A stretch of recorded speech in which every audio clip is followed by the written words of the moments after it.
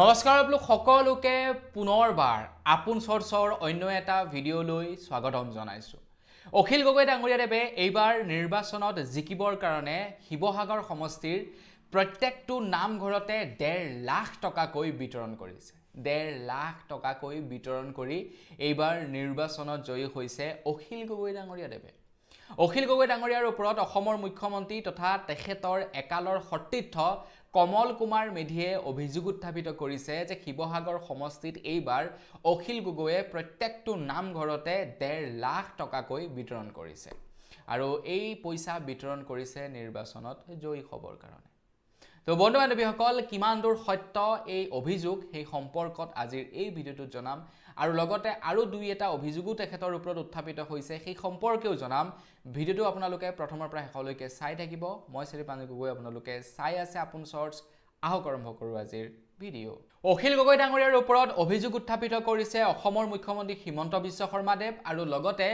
অখিল গগৈ ডাঙৰীয়াৰ সৈতে এসময়ত একেলগতে কাম কৰা, বহু বছৰ ধৰি কাম কৰিছিলে এজন ব্যক্তি, নাম হৈছে কমল কুমাৰ মেধি। তো তেখেতে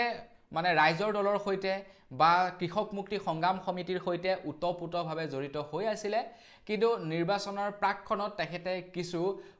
সংগঠনৰ মানে নীতি নিৰ্দেশনাৰ বাহিৰত গৈ কাম কৰাৰ বাবে তেখেতক বহিষ্কাৰ কৰিলে ৰাইজৰ দলৰ পৰা আৰু তেখেতে গৈ বিজেপিত যোগদান কৰিলে। বিজেপিত যোগদান কৰাৰ পাছতেই এতিয়া টোটেলি মানুহজন অখিল গগৈৰ বিৰোধী হৈ পৰিছে। এতিয়া কমল কুমাৰ মেধিয়ে সংবাদমেল আয়োজিত কৰি কৈছে যে অখিল গগৈ ডাঙৰীয়াদেৱে শিৱসাগৰ সমষ্টিৰ প্ৰত্যেকটো নামঘৰত 1.5 লাখ টকাকৈ বিতৰণ কৰিছে আৰু প্ৰত্যেকটো মছজিদত বিতৰণ কৰিছে 3 লাখ টকাকৈ। প্ৰত্যেকটো মছজিদত বিতৰণ কৰিছে 3 লাখ টকাকৈ আৰু 1.5 লাখ টকাকৈ এইবাৰ নিৰ্বাচনৰ পূৰ্বে নামঘৰত বিতৰণ কৰিছে বুলি এটা অভিযোগ উত্থাপিত কৰিছে। এতিয়া অখিল গগৈ এনেকুৱা এজন মানুহ, অভিযোগ দিছে তেখেতে যে বহি থাকিব তেনেকুৱা নহয়। সেই অভিযোগৰ তেখেতে প্ৰপাৰ উত্তৰ দিয়াটো তেখেতৰ দায়িত্ব অৱশ্যে আৰু তেখেতে উত্তৰ দিয়েও। বাকীবিলাকৰ নিচিনাকৈ নহয় চালে বেৰে কোবোৱা কথা কৈ কথাটো ডাইভাৰ্ট কৰিবলৈ বিচাৰিব, তেনেকুৱা নহয়। তেখেতে কৈছে যে তেখেতে 1.5 লাখ টকা বিতৰণ কৰাটো সত্য, বিতৰণ কৰিছে। প্ৰত্যেকটো নামঘৰতে 1.5 লাখ টকাকৈ চেক বিতৰণ কৰিছে অখিল গগৈ ডাঙৰীয়াদেৱে। এতিয়া এজন চেণ্ডেল পিন্ধা মানুহে নিৰ্বাচনৰ পূৰ্বে 1.5 লাখ টকাকৈ বিতৰণ কৰিবলৈ ক'ত টকা পালে? তেখেতক হয়তো কোনোবাই সেই টকা ফাণ্ডিং কৰিব লাগিব, নতুবা তেখেতে শিৱসাগৰ সমষ্টিত দুৰ্নীতি কৰিব লাগিব, কাৰণ 1.5 লাখ টকাকৈ বিতৰণ কৰিবলৈ হ'লে যথেষ্ট টকাৰ প্ৰয়োজন হ'ব। এতিয়া ৰিপৰ্টে কি কয়? ৰিপৰ্টে কয় যে শিৱসাগৰ সমষ্টিটোত আমি যদি চাবলৈ যাওঁ প্ৰায় 25ৰ পৰা 35টা মছজিদ আছে। 25ৰ পৰা 35টা মছজিদ আছে আৰু 200ৰ পৰা 250টা নামঘৰ আছে শিৱসাগৰ সমষ্টিটোত। 25ৰ পৰা 35টা মছজিদ আছে আৰু লগতে প্ৰায় 200ৰ পৰা 250টা নামঘৰ আছে শিৱসাগৰ সমষ্টিটোত। এতিয়া ইমানখিনি মছজিদ আৰু ইমানখিনি নামঘৰক পইচা বিতৰণ কৰিবৰ কাৰণে তেখেতৰ যথেষ্ট টকাৰ প্ৰয়োজন হ'ব। তো ইমানখিনি টকা তেখেতে ক'ৰ পৰা পালে গোটেই নামঘৰখিনিক 1.5 লাখ টকাকৈ বিতৰণ কৰিবৰ কাৰণে? এতিয়া অখিল গগৈ ডাঙৰীয়াই কৈছে যে 1.5 লাখ টকা বিতৰণ কৰাটো সঁচা কথা, মই 1.5 লাখ টকাটো বিতৰণ কৰিছোঁ, কিন্তু সেই 1.5 লাখ টকাটো বিতৰণ কৰিছোঁ অসম চৰকাৰৰ আঁচনি অসম দৰ্শন আঁচনিৰ অধীনত। মানে অসম দৰ্শন আঁচনি এক বিশেষ চৰকাৰী আঁচনি, যি আঁচনিৰ অধীনত অসমৰ প্ৰত্যেকটো নামঘৰকে 1.5 লাখ টকাকৈ বিতৰণ কৰা হৈছিলে আৰু সেই আঁচনিৰ অধীনতেই অসম চৰকাৰে দিয়া চেক শিৱসাগৰ সমষ্টিৰ প্ৰত্যেকটো নামঘৰক বিতৰণ কৰিছিলে অখিল গগৈয়ে। তো সেই 1.5 লাখ টকাৰ চেকখন অৱশ্যে নিৰ্বাচনৰ জাষ্ট আগমুহূৰ্তত বিতৰণ কৰা হৈছিলে আৰু সেই চেকখন বিতৰণ কৰিবৰ কাৰণে শিৱসাগৰ সমষ্টিত অখিল গগৈৰ এগেইনষ্টত যিজন বিৰোধীৰ বিজেপিৰ যিজন নেকি মানে প্ৰাৰ্থী উঠিছিলে কুশল দুৱৰী, তেখেতক দিবৰ কাৰণে ডিচিক আহ্বান জনাইছিলে বা ডিচিক নিৰ্দেশনা দিছিলে মুখ্যমন্ত্ৰী হিমন্ত বিশ্ব শৰ্মাদেৱে যে কুশল দুৱৰীয়ে এই চেকখিনি বিতৰণ কৰিব শিৱসাগৰ সমষ্টিৰ প্ৰত্যেকটো নামঘৰতে। কাৰণ নিৰ্বাচনৰ প্ৰাকখনত যদি কুশল দুৱৰীয়ে 1.5 লাখ টকাৰ চেকবিলাক গোটেই নামঘৰত বিতৰণ কৰি দিয়ে বা গোটেই মছজিদবিলাকক যদি বিতৰণ কৰি দিয়ে, তেতিয়া কুশল দুৱৰীৰ ওপৰত এটা পজিটিভ ইম্পেক্ট পৰিব আৰু ফলত নিৰ্বাচনত জয় হোৱাৰ পূৰ্ণ আশংকা আহি যাব কুশল দুৱৰীৰ। অখিল গগৈও তেনেকুৱা ধৰণৰ সাধা চিধা মানুহ নহয়, তাতে কোনোবাই ৰাজনীতি কৰিবলৈ যাব অখিল গগৈয়ে চাই থাকিব, সেইটোতো কোনো কাৰণতে হ'ব নোৱাৰে। অখিল গগৈয়ে ডিচিক নিৰ্দেশনা দিলে যে মই এজ এ বিধায়কজন হৈ থকাৰ অৱস্থাত কোনে কোন সালফাই আহি ইয়াতে চেক বিতৰণ কৰিব কোনেও চেক বিতৰণ কৰিব নোৱাৰিব সেই চেকসমূহ মই বিতৰণ কৰিম আৰু অখিল গগৈয়ে সেই চেকসমূহ লৈ প্ৰত্যেক নামঘৰে বিতৰণ কৰা বুলি যোৱাকালি সংবাদ মেলৰ জৰিয়তে জনাইছে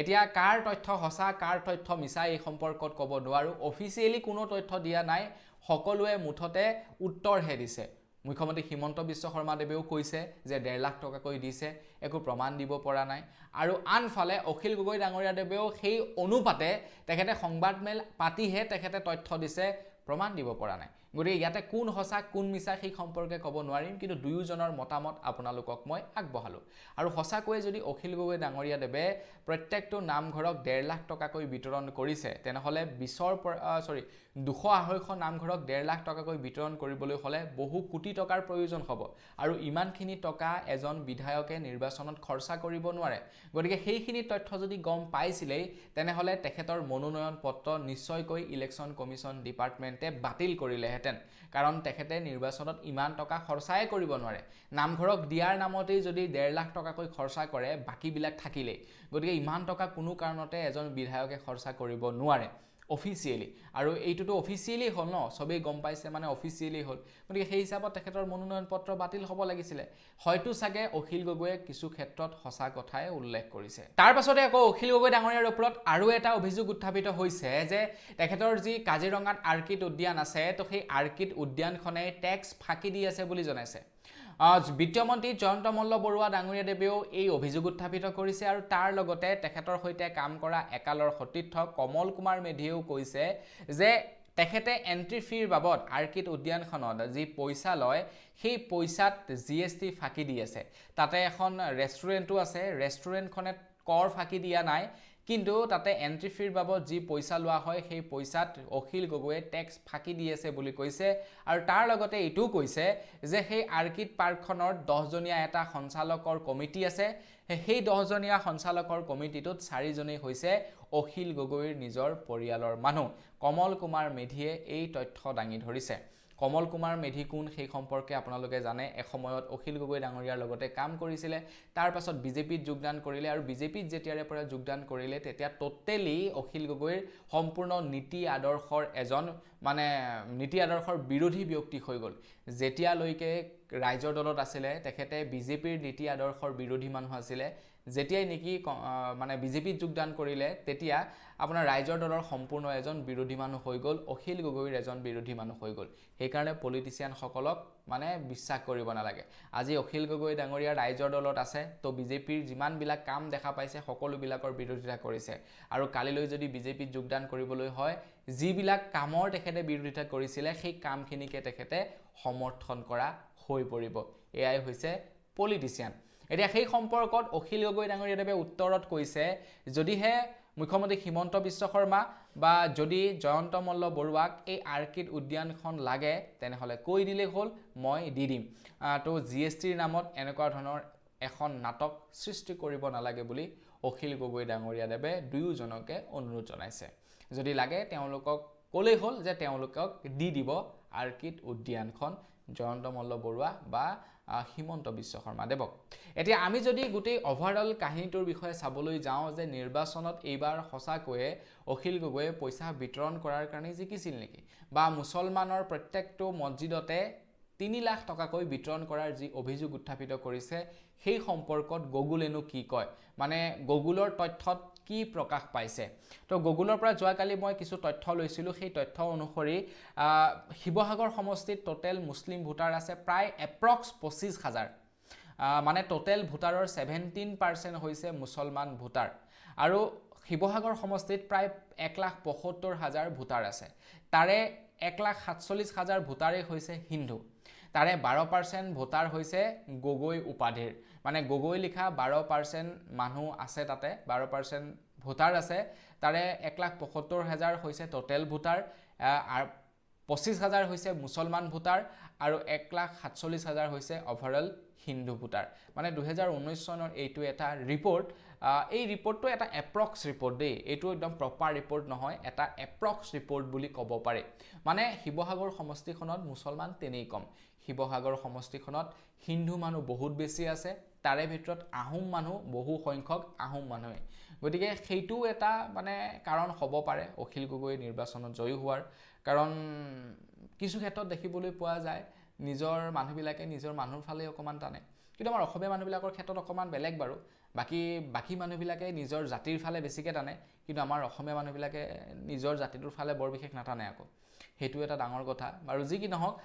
এই অভিযোগবিলাক উত্থাপিত হৈছে সেই অভিযোগৰ আধাৰত আপোনালোকক সকলোবিলাক তথ্য দাঙি ধৰিবলৈ চেষ্টা কৰিলোঁ এতিয়া আপোনালোকে কওক যে কোন দোষী কোন নিৰ্দোষী সকলোবিলাক আপোনালোকৰ আগত দাঙি ধৰা হৈছে তো সকলোবিলাক আপোনালোকে এনালাইজ কৰি কমেণ্ট ছেকশ্যনত লিখি থৈ যাব তো বন্ধুসকল বস আজিৰ ভিডিঅ'ত জনাবলগীয়া খবৰ ইমানেই আছিলে খবৰটো জানি কেনে পালে কমেণ্ট ছেকশ্যনত জনাব যদি ভাল লাগিলে লাইক এটা কৰি থৈ যাব চেনেলটো যদি ছাবস্ক্ৰাইব কৰা নাই ছাবস্ক্ৰাইবটো কৰি ল'ব পুনৰ এটা লগ পোৱাৰ আশাৰে বিদায় মাগিছোঁ ধন্যবাদ জয় অসম